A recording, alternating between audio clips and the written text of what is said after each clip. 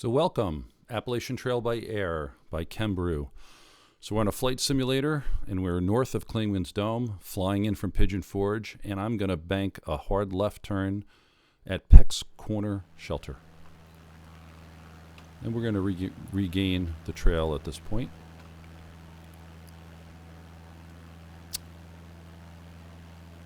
So we're going to do our best to keep the video focused on the trail and the locations here.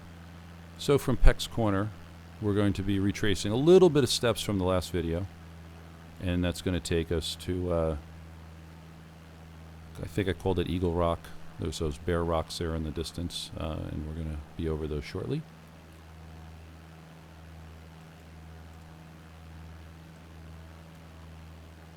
So the parking area was back near Clingman's Dome, and that was Highway 71 or 441.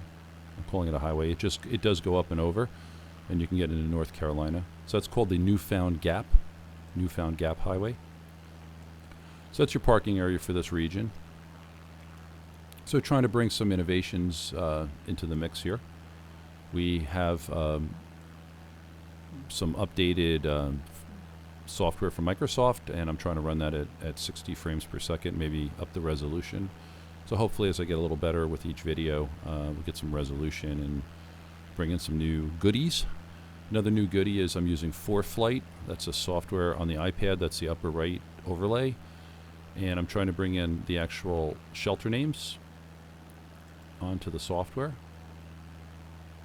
We're zoomed in a bit. It makes navigating a little bit easier on some levels and harder on others, because when you are zoomed in, it's a little hard to figure out where you are from a flying standpoint. So right by the Eagle Rock, the next one is Tri Corner Knob Shelter, and that is coming up right in this area, very scenic area.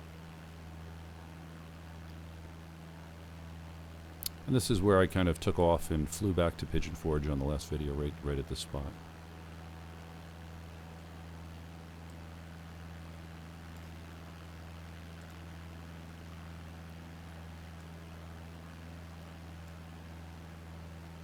So I'm zoomed in a bit and flying a little wide, but we're going to just pick the ridge right back up again.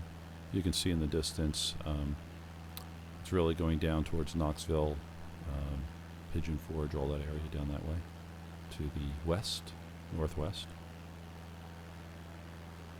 And here you can see the resolution is a little better than on the last video with the trees.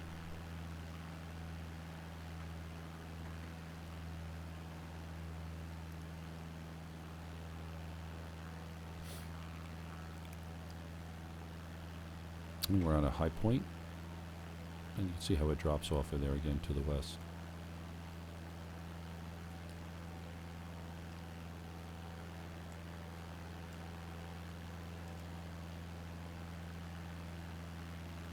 So the next shelter, I'm not sure it's labeled or yet. Maybe it's just beyond the screen on the upper right. That'll be Cosby Knob. So my goal is to figure out when I get to that point. It's a little bit of a corner turn. You can see it there now coming up in green.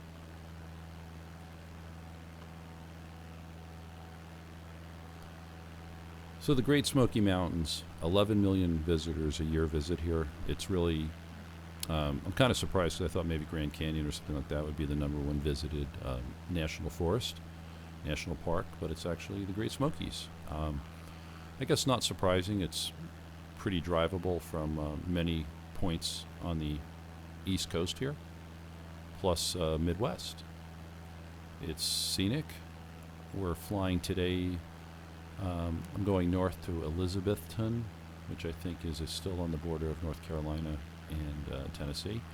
But we're going to break the video into separate sections to keep it a little shorter. And in this video, we're going to stop at Hot Springs, North Carolina, and that's home of Pisgah, is that how you say it? National Forest, and it's a very scenic area. Also, it's in a gap, and you're going to, if you're part of Backpacker magazine, if you have the subscription to that, you're going to see a lot of great photos over the years in their magazine from that location. So it's definitely a place I plan on visiting. So why am I using Boeing's ForeFlight software on my iPad now? As you can see, the blue plane is flying on it. It tracks with the simulator well. It's a real pilot software. I'm able to do a flight plan. I'm able to look at weather. I'm able to look at wind patterns. It's very interesting in that regard. So we just passed our Cosby Knob Shelter, and we're going to be making a bit of a sharp turn more north.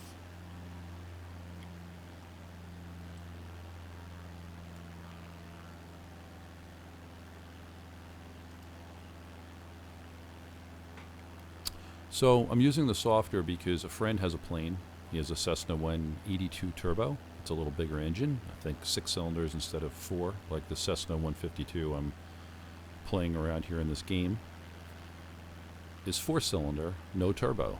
And, you know, if you look on the lower left, the airspeed, you know, when I kind of dive bomb, I can get up there to about 120 or 140 knots. Knots airspeed or nautical miles, I guess. Maybe that's what a knot is, but it's a little faster than a regular mile for some reason. It's about 10% faster. And not even sure why yet. It's something I'm learning. And as we continue to fly here, we can see that, you know, I'm flying full throttle. If you look at the engine, there's a little engine icon there, and it's just maxed out. So I'm just going to fly this whole thing full throttle. So my friend has that Cessna 182 turbo, and he just happens to use this Boeing ForeFlight program. So I figure it's good for me to buy it. It's a little more pricey than the Garmin maybe, but I think that if I'm in the plane with him and or doing a flight plan somewhere, I can do the same flight plan on my iPad and bring that with me. And you know, should we ever have any learning opportunities, then I'll have the same software that he is using. And I think that's a good goal to be able to be in a plane with somebody and understand not only the controls in the plane and how to fly and how to take off, how to land. You know, if someone did become capacitated or didn't feel well or whatever, they'd be happy to know that the person with them, you know, at least has rudimentary flying skills. That doesn't make you a pilot, but at least can be of some assistance. So we're flying over Davenport Gap Shelter. So below is a wonderful location. If you've been hiking through the Smoky Mountains, you're now starting to see these valley or gap come up, and there's a river through it, or a stream. It looks like a river from here. And we just flew over Davenport Gap. And I think you'd be pretty excited to get down here. And I'm not sure how much civilization is. You don't see a lot of buildings in this region. It's still pretty remote. But it does take you to what looks like, I don't know if it's an interstate, Highway 40. It says Highway 40. Looks like an interstate or a highway. And you're going to cross Waterville Road. There's something called Browns. I guess that's maybe a town. And Waterville is a little bit to the southeast from where we're flying over now. So here we go over Davenport Gap. And crossing that now. So the next stretch, there's a parking area down here. There's a few. There was a parking a little earlier at Davenport Gap, Tennessee 32, on the southern side of the river, and then on the northern side of the river was another parking area called Waterville School Road. So we just flew over that. And there's another road here called, Waterville School Road. So it kind of borders with the trail a little bit.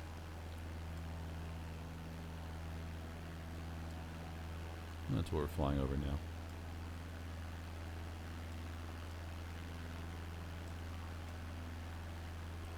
So this section is called Snowbird Mountain. It's about 4,000 feet, so I'm having to do a little bit of climbing, pushing a little bit of elevation up. So I'm flying at about 4,600 feet, and the mountains here are getting back over 4,000 feet out of the gap. So a little lower than Klingman's Dome in that section of the Smokies, but respectable.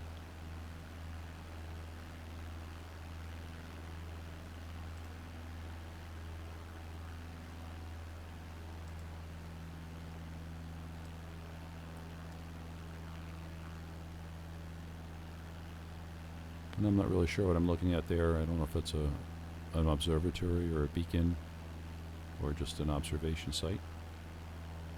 Someone can make a comment and tell me what that is.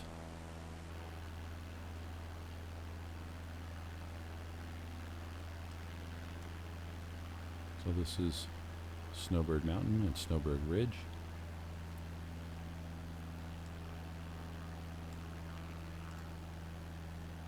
And we're coming up on something, I thought it was Groundhog Creek shelter, but it looks like Grunghog.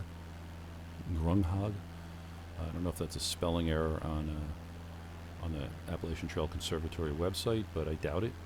Grunghog Creek. So looks like a nice water source there. And we're heading pretty much east at this point.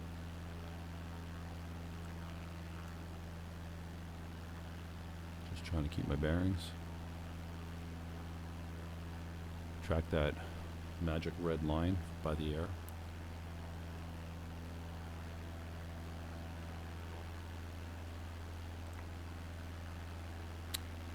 And when we're tracking a little bit south here, you can see some cuts in the road.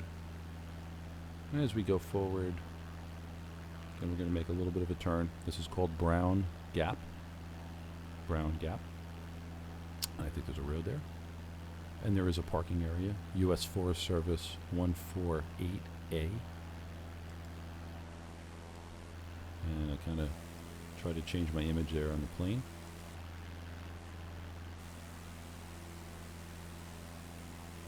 So we're going to push uphill a little bit, up to about 4,400 feet.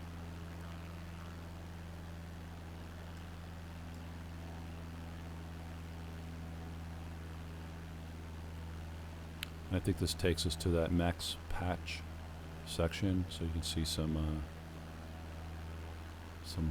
happy hills, green knobs.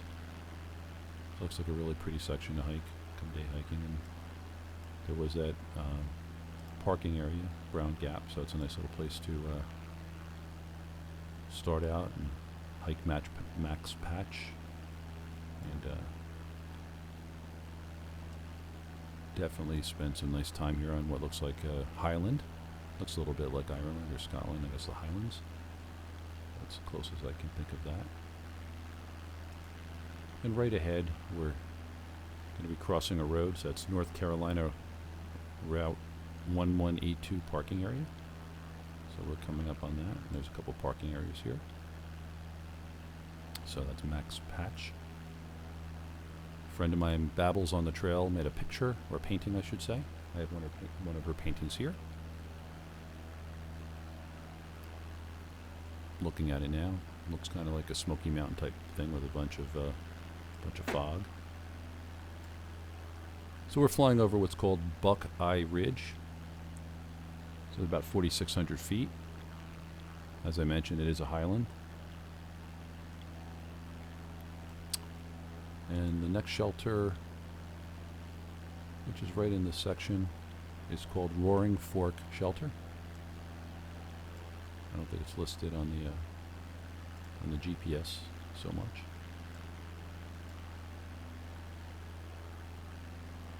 Or it's maybe listed in a different place. I think I got the right place.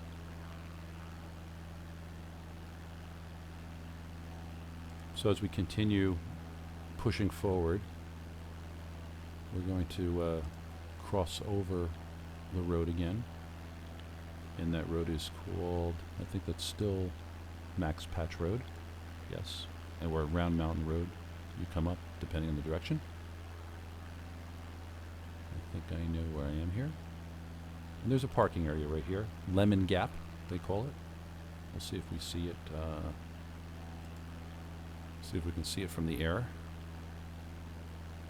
I'm crossing that about now. Somewhere right in here there should be a road.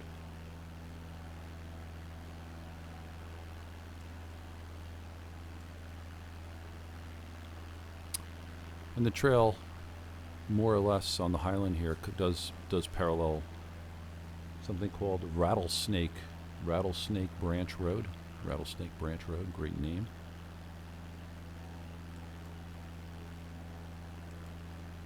And I got turned a little bit, but that's Walnut Mountain Shelter.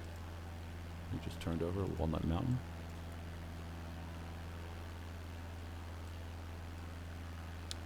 So we're still bordering the Tennessee and North Carolina border. We just passed over Wolf Creek, I believe.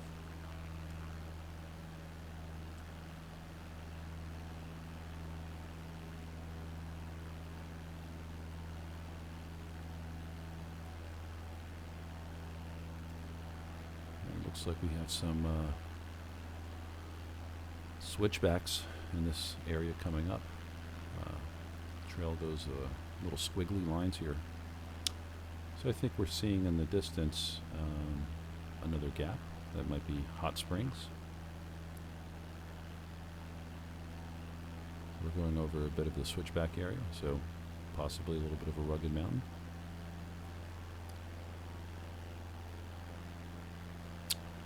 We're going to turn back east. And it's going to cut around a ridge.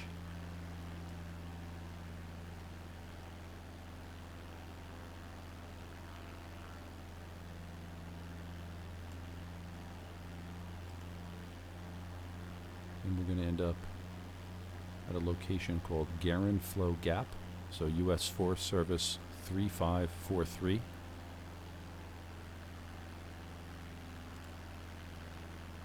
I'm guessing that's about here. I think you can kind of see a little bit of road in a town there, down to the right. So somewhere right around here.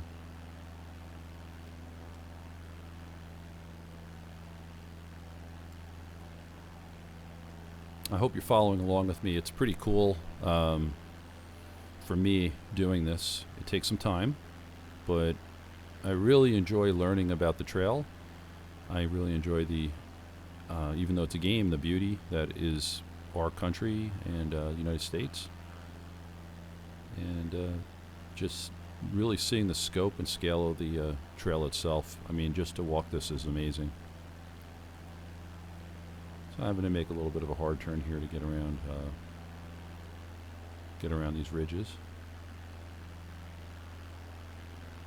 I'm kind of flying lazy too, by the way. If you know anything about flying, when I really tilt it that hard, I'm just not using my rudder so much, and it's like a lazy way to fly. You kind of just, I don't know. You can use your rudder to make what's called a coordinated turn, and it's a little nicer turn. Or you can use your ailerons and your what's called a yoke and turn the plane. And I'm being a little lazy here. I can just tell the way I'm flying it. There, when I move there, I just use my rudder a little bit better. So now we're coming to another shelter, Deer Park Mountain Shelter. Deer Park Mountain. So if you're here, you're really excited because you got to hop, skip, and a jump to get to Hot Springs. Just have to go over Deer Park Mountain, and then you're going to be going down a descent, and you're going to go into one of the most scenic areas on the Appalachian Trail, Hot Springs, and Pisgah National Forest, I believe it's called. And as I mentioned, or was at least thinking, Backpacker Magazine has a lot of photos of this area. So when you get down here, there's a gap. There's parking. Besides hot springs, there's hotels, there's showers. I mentioned this before. You got burgers, shakes, and beers, whatever you like. A lot of French fries. You're thinking about all that food at this point. So right below is hot springs, and you have your trailhead parking on both sides of the river here. We're going to end the video shortly. We're going to just fly over Hot Springs, climb up the next mountain. And that's highway or Route 25 that goes through Hot Springs.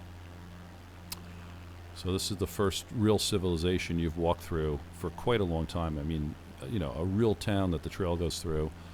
You know, if you started with me in Georgia and made it to here, we haven't really gone through any major towns. So now the trail goes on a ridge between the highway and the river itself. So once again, a very scenic area. If you're up on top of this ridge, you know, keep your phone charged, keep your camera ready. And what we're going to do is we're going to loop around this ridge. And up on top of the hill, there's another parking area called Mill Ridge Parking. So you can approach this area as a day tripper from Hot Springs itself, parking at the trailhead, or you can drive the highway just a little while and come up on Mill Ridge and park up there and get some really good vistas from up there. So I think on the simulator you're going to see, you're going to be able to see a little bit of where the road comes up. It's in a few minutes, but there's definitely a access road up top, Mill Ridge Road.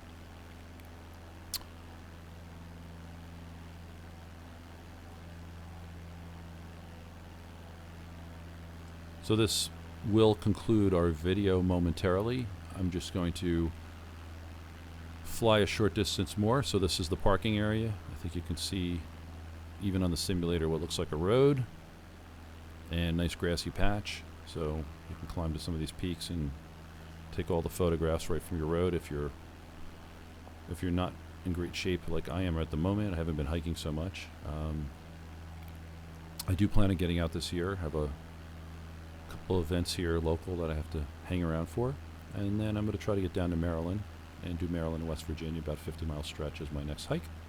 So here we are flying over Highway 25/70 North Carolina, and we're going to pick this up from this spot on part 4.